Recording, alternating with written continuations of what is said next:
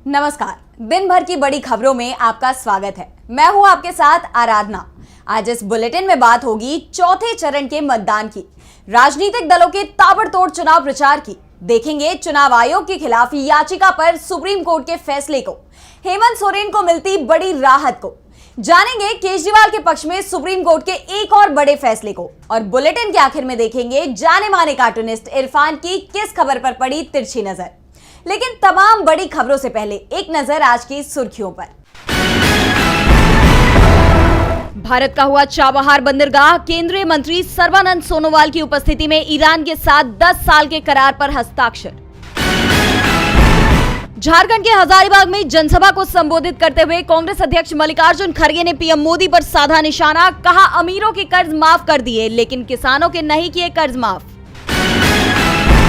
मंगलवार को गोरखपुर में होगा गठबंधन के नेताओं का जमावड़ा, कांग्रेस अध्यक्ष मल्लिकार्जुन खड़गे, शिवपाल यादव आएंगे गोरखपुर, बांसगांव के सर्वोदय इंटर कॉलेज में करेंगे प्रचार।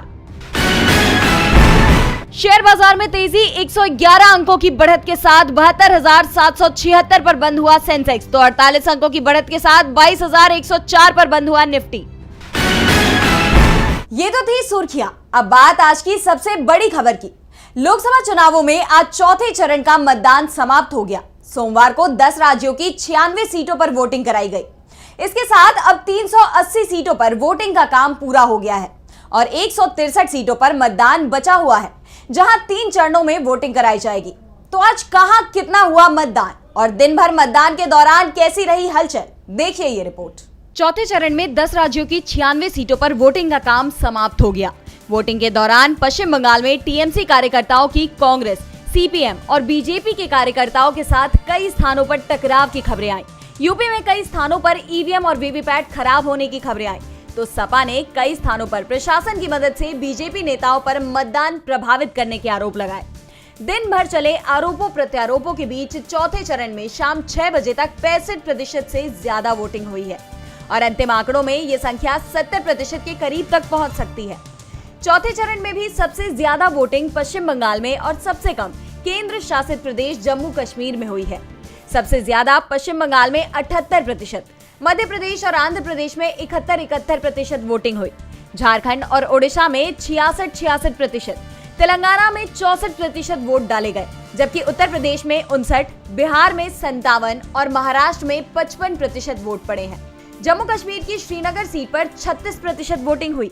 आज हुई वोटिंग के बाद सपा चीफ अखिलेश यादव, कांग्रेस सांसद अधीर रंजन चौधरी, केंद्रीय मंत्री गिरिराज सिंह, बीजेपी नेता अजय मिश्रा टेनी, केंद्रीय मंत्री अर्जुन मुंडा, एआईएमआईएम प्रमुख असदुद्दीन ओवैसी, टीएमसी की महुआ मोइत्रा, कीर्ति आजाद, शत्रुघ्न सिन्हा की किस्मत ईवीएम में बंद हो गई है। चौथे चरण की वोटिंग के बाद इंडिया गठबंधन की तरफ से बड़ी जीत का दावा किया गया है।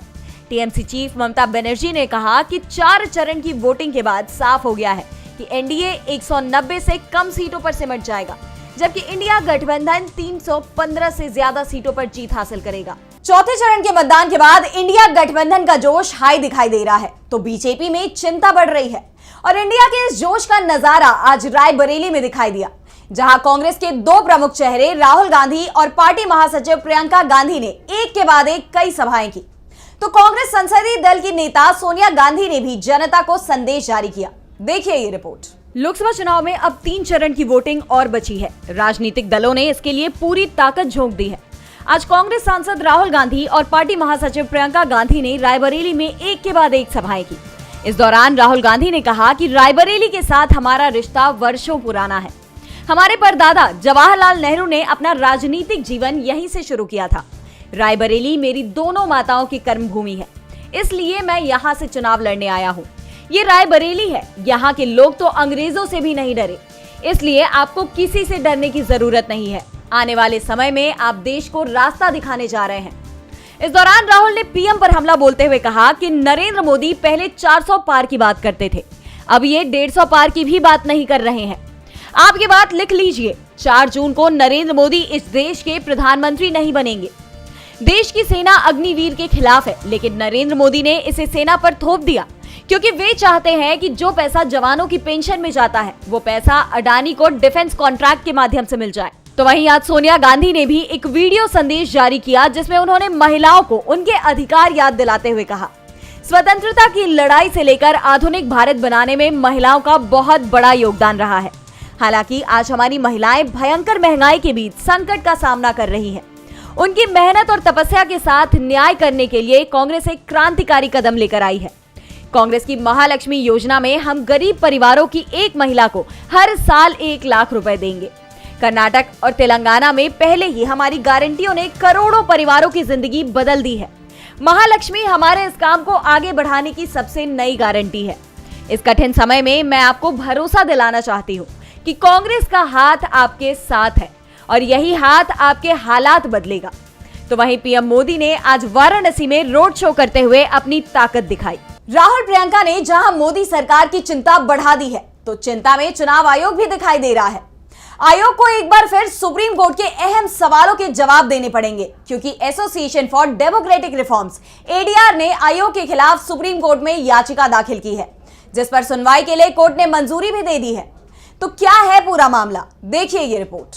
चुनाव के बीच एक बार फिर चुनाव आयोग घिरता हुआ नजर आ रहा है। आयोग पर आरोपों की कड़ी बढ़ती ही जा रही है। चुनाव आयोग के खिलाफ association for democratic reforms ADR supreme court पहुंच गया है। एडीआर ने कोर्ट में याचिका दाखिल कर चुनाव आयोग को वोटिंग के पूरे आंकड़े मतदान के 48 घंटे के भीतर प्रकाशित करने का निर्देश देने की मांग की है। एडीआर के मुताबिक याचिका ये सुनिश्चित करने के लिए दायर की गई है कि लोकतांत्रिक प्रक्रिया चुनावी अनियमितताओं से प्रभावित न हो। याचिका में कहा गया है कि 19 अप्रैल को हुए पहले चरण के मतदान का आंकड़ा 11 दिन बाद और 26 अप्रैल को हुए दूसरे चरण के मतदान का वोट प्रतिशत 4 दिन बाद 30 अप्रैल को प्रकाशित किया गया था। कोर्ट ने एडीआर की याचिका स्वीकार करते हुए 17 मई को मामले को सुनवाई के लिए सूचीबद्ध कर लिया है। अब एक बार फिर चुनाव आयोग को सुप्रीम कोर्ट के सामने मामले में अहम सवालों के जवाब देने होंगे। दरअसल चुनाव के हर एक फेज की वोटिंग के बाद आयोग मतदान का सही प्रतिशत अपनी वेबसाइट पर अपलोड करता है। आपको बता दें, 3 चरणों के मतदान के डेटा को प्रकाशित करने में हुई देरी को लेकर विपक्ष ने चुनाव आयोग पर पहले ही सवाल उठाए थे। कांग्रेस अध्यक्ष मल्लिकार्जुन खड़गे ने तो इंडिया गठबंधन के नेताओं को पत्र लिखकर आयोग से मिलने का आह्वान भी किया था, जिस पर आयोग ने पहले तो मिलने से इनकार कर दिया था, बाद में मुलाकात तो की, लेकिन आंकड़ों को जारी करने में देरी व उनमें गड़बड़ी के सभी आरोपों से इनकार कर दिया था। अब ये मामला सुप्रीम कोर्ट पहुंच गया है। अब ऐसे में देखना यह होगा कि आयोग क्या दलीलें पेश करता है कोर्ट के सामने और कोर्ट क्या फैसला करता है। 4 दिन नहीं 2 दिन में चुनाव के आंकड़े सार्वजनिक करने चाहिए। एडीआर की मांग ने चुनाव आयोग को फंसा दिया है। सुप्रीम कोर्ट ने उससे जवाब मांग लिया है। वैसे सुप्रीम कोर्ट ने जवाब ईडी से भी मांगा है।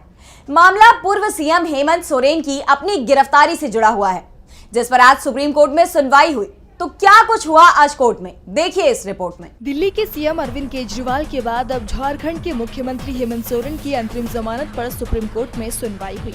बता दें कि हेमंत सोरेन ने लोकसभा चुनाव में प्रचार के लिए अंतरिम जमानत की मांग की है, जिस पर सोमवार को सुप्रीम कोर्ट में सुनवाई हुई।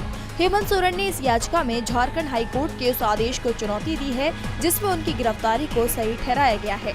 न्यायमूर्ति संजीव खन्ना और न्यायमूर्ति दीपांकर दत्ता की पीठ ने हेमंत सोरेन की याचिका पर सुनवाई की। सुनवाई के दौरान सोरेन की ओर से वरिष्ठ वकील कपिल सिब्बल सुप्रीम कोर्ट में पेश हुए। सिब्बल ने कहा कि जमीन से कोई लेना देना नहीं है और अदालत ये बयान रिकॉर्ड कर सकती है। इस पर जस्टिस खन्ना ने कहा कि मुझे लगा कि आपने इसे स्वीकार कर लिया है। सब कह रहे हैं कि आप जमीन के मालिक हैं। और इसके थोड़ी देर की सुनवाई के बाद जस्टिस खन्ना ने इस मामले को जुलाई में सुनाने की बात कही। इस पर कपिल सिब्बल ने कहा कि तब तक तो चुनाव निकल जाएंगे, या तो आप याचिका खारिज कर दें या अगले शुक्रवार को ही इसे सुन लें। सिब्बल की बात पर गौर करते हुए अदालत ने ईडी को नोटिस जारी किया और जल्द सुनवाई की तारीख दे दी। अब जुलाई नहीं बल्कि अगली सुनवाई 17 मई को होगी। बता दें कि रांची जिले के बड़गाई अंचल में लगभग 8.5 एकड़ जमीन की अवैध तरीके से खरीद बिक्री मामले में ईडी ने झारखंड के पूर्व सीएम हेमंत सोरेन पर कार्रवाई करते हुए उन्हें गिरफ्तार किया था। इस मामले में पूछताछ के लिए ईडी ने सीएम को 11 समन भेजे थे, लेकिन सोरेन ने केवल 2 समन के जवाब दिए और 11वें समन पर जवाब तलब के लिए ईडी के अधिकारी ने 31 जनवरी को उनके आवास पर वो पहुंच गए। यहाँ पूछताछ के बाद उन्हें गिरफ्तार कर लिया गया और इसी कार्रवाई और गिरफ्तारी को उन्होंने अब हाई कोर्ट में चुनौती दी थी। केजरीवाल के बाद अब हेमंत सोरेन भी जेल से बाहर आ सकते हैं, यानी बीजेपी की मुश्किलें बढ़ती दिखाई दे रही हैं। वैसे केजरीवाल को लेकर आज सुप्रीम कोर्ट ने एक और बड़ा फैसला सुनाया है। तो क्या फैसला दिया कोर्ट ने, देखिए ये रिपोर्ट।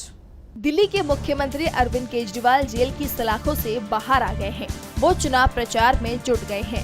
अलग अलग क्षेत्र में घूम कर वे चुनाव प्रचार कर रहे हैं, लेकिन इस बीच उनके खिलाफ एक और याचिका सुप्रीम कोर्ट पहुंच गई है। सोमवार को कोर्ट में केजरीवाल को सीएम पद से हटाने की मांग वाली याचिका पर सुनवाई हुई, लेकिन कोर्ट ने ये याचिका खारिज कर दी। कोर्ट ने साफ कर दिया कि सीएम को हटाने का फैसला वो नहीं लेंगे। ये काम दिल्ली के लेफ्टिनेंट गवर्नर के हाथ में है। ये देखना एलजी के अधिकार क्षेत्र में आता है। कोर्ट किसी को पद से हटाने का आदेश नहीं दे सकता। दरअसल संदीप कुमार नामक शख्स ने पहले ये याचिका हाई कोर्ट में लगाई थी, लेकिन हाई कोर्ट ने न सिर्फ याचिका खारिज की, बल्कि याचिकाकर्ता पर 50,000 रुपए का फाइन भी लगाया। हाई कोर्ट ने कहा था कि इस याचिका पर हमें सुनवाई नहीं करनी चाहिए, कार्यपालिका को ये मामला देखना चाहिए, इसमें न्यायपालिका के दखल की कोई गुंजाइश नहीं है। जिसके बाद संदीप कुमार ने सुप्रीम कोर्ट का रुख किया। जस्टिस संजीव खन्ना ने मामले में सुनवाई करते हुए कहा कि हम हाई कोर्ट के फैसले पर दखल नहीं दे रहे हैं। दिल्ली के एलजी विनय कुमार सक्सेना मामले में एक्शन लेना चाहते हैं तो लें। बेंच ने कहा, याचिका में कानूनी अधिकार को लेकर क्या मांग है, हमें इस सब में क्यों जाना चाहिए, हम याचिका खारिज करते हैं। कोर्ट ने केजरीवाल को सीएम पद से हटाने वाली याचिका खारिज कर दी है। केजरीवाल को एक के बाद एक राहत मिल रही है, तो दूसरी तरफ बीजेपी की सहयोगी जेडीएस के लिए मुश्किलें बढ़ती जा रही हैं। कर्नाटक सेक्स स्कैंडल मामले में जेडीएस सांसद प्रज्वल रेवन्ना पर एसआईटी का शिकंजा कसता हुआ नजर आ रहा है। तो क्या है पूरी खबर, देखिए ये रिपोर्ट। कर्नाटक के हासन से लोकसभा सांसद प्रज्वल रेवन्ना सेक्स स्कैंडल मामले में आए दिन नए खुलासे हो रहे हैं। इस बीच एक महिला ने प्रज्वल को लेकर बड़ा खुलासा किया है। सेक्स स्कैंडल मामले की जांच एसआईटी कर रही है। जांच के दौरान महिला ने प्रज्वल पर उसकी मां के शोषण का आरोप लगाया है। महिला ने कहा, प्रज्वल रेवन्ना साल 2020-21 के बीच मुझे वीडियो कॉल करता था। उसके बाद जब फोन मैं उठाती थी तो उस दौरान प्रज्वल मेरे साथ अश्लील बातें करता था। जब मैं उसका फोन नहीं उठाती तो मेरी मां को कॉल करके मेरे कपड़े उतरवाने और वीडियो कॉल पर बात करने के लिए मजबूर करता था। अगर इस दौरान मैंने ये करने से इनकार किया तो वो मेरी मां को धमकी देता था। जब प्रज्वल का मामला सामने आया तब हिम्मत हुई कि इसको पुलिस के सामने दर्ज कराया जाए। महिला ने बताया कि प्रज्वल रेवन्ना और एचडी रेवन्ना ने मेरी मां का कई बार शोषण किया। प्रज्वल ने मेरी मां को धमकी भी दी कि अगर वो उसकी बात नहीं मानेगी तो वो मेरे पिता की नौकरी छीनकर बेरोजगार कर देगा। प्रज्वल मामले में एसआईटी ने एक और बड़ा एक्शन लिया है। अश्लील वीडियो वायरल करने के मामले में एसआईटी ने 2 लोगों चेतन और लिखित गौड़ा को गिरफ्तार किया है। दोनों को 14 दिन की जुडिशियल कस्टडी में भेजा गया है। बताया जा रहा है कि दोनों आरोपी बीजेपी कार्यकर्ता हैं। सेक्स स्कैंडल मामले में पुलिस ने प्रज्वल के पिता एचडी रेवन्ना को गिरफ्तार किया है। रेवन्ना पर आरोप है कि वो भी अपने बेटे के साथ इस मामले में शामिल था। एचडी रेवन्ना की जमानत पर आज स्पेशल कोर्ट में सुनवाई होगी। सहयोगी दल के चलते बीजेपी मुसीबत में फंस गई है, तो दूसरी तरफ कांग्रेस लगातार मजबूत हो रही है। अब पंजाब से भी कांग्रेस के लिए बड़ी खबर सामने आई है। राज्य में लोक इंसाफ पार्टी का कांग्रेस में विलय हो गया है, जिसके बाद लुधियाना रीजन में कांग्रेस काफी ताकतवर नजर आ रही है। तो क्या है पूरा मामला, देखिए ये रिपोर्ट। लोकसभा चुनाव के बीच पंजाब में बड़ा सियासी उलटफेर सामने आ रहा है। आमतौर पर तो पार्टी के नेताओं के दल बदलने के मामले सामने आते हैं, लेकिन इस बार पूरी पार्टी ही कांग्रेस में शामिल हो गई है। जी हाँ, पंजाब में लोक इंसाफ पार्टी का कांग्रेस में विलय हो गया है। साथ ही 2 पूर्व विधायक बलविंदर सिंह बैंस और सिमरजीत सिंह बैंस ने भी कांग्रेस की सदस्यता ले ली है। बैंस ब्रदर्स के नाम से मशहूर दोनों नेताओं ने 2012 से 2022 तक आत्मनगर और लुधियाना दक्षिण विधानसभा क्षेत्रों का प्रतिनिधित्व किया है। दिल्ली में कांग्रेस की सदस्यता लेते हुए बैंस ब्रदर्स ने कहा कि वे बिना किसी शर्त के कांग्रेस पार्टी में शामिल हुए हैं और उन्होंने भरोसा दिलाया कि वे लुधियाना ही नहीं बल्कि राज्य के अन्य निर्वाचन क्षेत्रों में भी पार्टी की जीत सुनिश्चित करेंगे। पिछले लोकसभा चुनाव में लुधियाना सीट पर कांग्रेस प्रत्याशी रवनीत सिंह बिट्टू को जीत मिली थी, तो दूसरे नंबर पर सबसे ज्यादा वोट हासिल किया था लोक इंसाफ पार्टी के सिमरजीत सिंह बैंस ने। सिमरजीत करीबी मुकाबले में चुनाव हार गए थे। ऐसे में अब माना जा रहा है कि इस कदम के साथ ही कांग्रेस ने लुधियाना सीट पर अपनी जीत तय कर ली है। पिछली बार जो वोट बट गए थे, इस बार वो पूरे पार्टी के कैंडिडेट को जाएंगे और न सिर्फ लुधियाना बल्कि राज्य की अन्य सीटों पर भी लोक इंसाफ पार्टी की लोकप्रियता जनता के बीच पकड़ कांग्रेस को फायदा पहुंचाएगी। एक तरफ कांग्रेस मजबूत हो रही है, तो दूसरी तरफ बीजेपी की चिंता बढ़ती हुई नजर आ रही है। पंजाब में आप और कांग्रेस अलग अलग चुनाव लड़ रहे हैं। सत्ताधारी दल आप का अपना वोट बैंक है, तो अब कांग्रेस ने भी इस बार बड़ा दांव खेला है। आप विरोधी वोट भी कांग्रेस के खेमे में आ सकते हैं। ऐसे में बीजेपी को अपने वोट बैंक की चिंता सता रही है। और बुलेटिन के आखिर में देखेंगे जाने माने कार्टूनिस्ट इरफान की किस खबर पर पड़ी तिरछी नजर।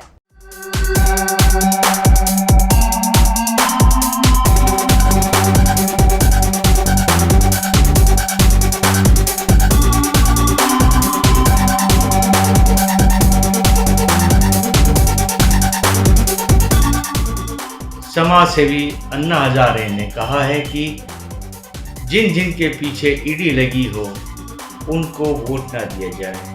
मतलब साफ है, उनका कहना है कि अरविंद केजरीवाल जैसे लोगों को वोट ना दिया जाए।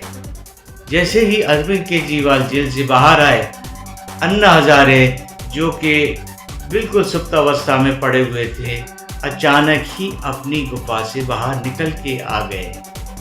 वो अब कुछ हो या ना हो, लेकिन कुल मिला के बीजेपी के अघोषित स्टार प्रचारक तो हो ही गए।